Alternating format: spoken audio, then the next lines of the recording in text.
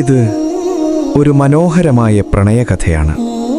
പക്ഷേ ഇത് സിനിമയിലെ പ്രണയമല്ല, ഇസ്ലാമിക ചരിത്രത്തിലെ യഥാർത്ഥ പ്രണയകഥ. അവൾ നബി മുഹമ്മദ് സ്വല്ലല്ലാഹു അലൈഹി വസല്ലമയുടെ മകൾ സൈനബ് റളിയല്ലാഹു അൻഹ. അവൻ ഒരു സത്യസന്ധ വ്യാപാരി, അബുൽ ആസ് ഇബ്നു റബീഅ. മക്കയിൽ ഇസ്ലാം എത്തുന്നതിനു മുമ്പ് അവർ വിവാഹിതരായി.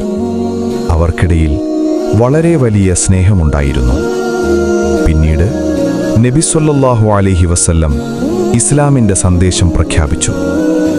സൈനബ് റളിയല്ലാഹു അൻഹ ഇസ്ലാം സ്വീകരിച്ചു.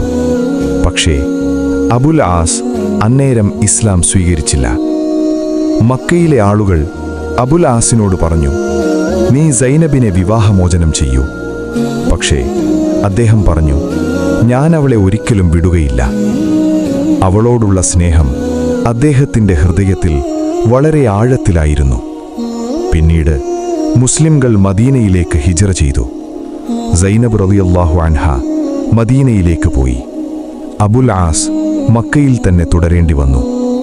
വർഷങ്ങളോളം അവർ വേർപിരിഞ്ഞു. പക്ഷേ അവരുടെ സ്നേഹം മറഞ്ഞില്ല. ഒരു ദിവസം അബുൽ ആസ് മദീനയിലെത്തി. അദ്ദേഹം സത്യം തിരിച്ചറിഞ്ഞു. അദ്ദേഹം ഇസ്ലാം സ്വീകരിച്ചു. അപ്പോൾ നബി സ്വല്ലല്ലാഹു അലൈഹി വസല്ലം സൈനബ് റളിയല്ലാഹു അൻഹയെയും അബുൽ ആസ് റളിയല്ലാഹു അൻഹുവിനെയും വീണ്ടും വിവാഹത്തിൽ ചേർത്തു. ഇത് ഒരു പ്രണയകഥയാണ്.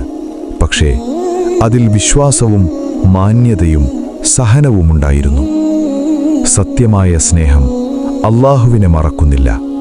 അത് അല്ലാഹുവിലേക്കാണ് നയിക്കുന്നത്. കരുണ പടരട്ടെ. പടച്ചോൻ നമ്മുടെ ബന്ധങ്ങളെ ബർക്കത്തോടെ നിറക്കട്ടെ. ആമീൻ. ഇസ്ലാമിക പഠനത്തിനായി ഉടൻ ജോയിൻ ചെയ്യുക.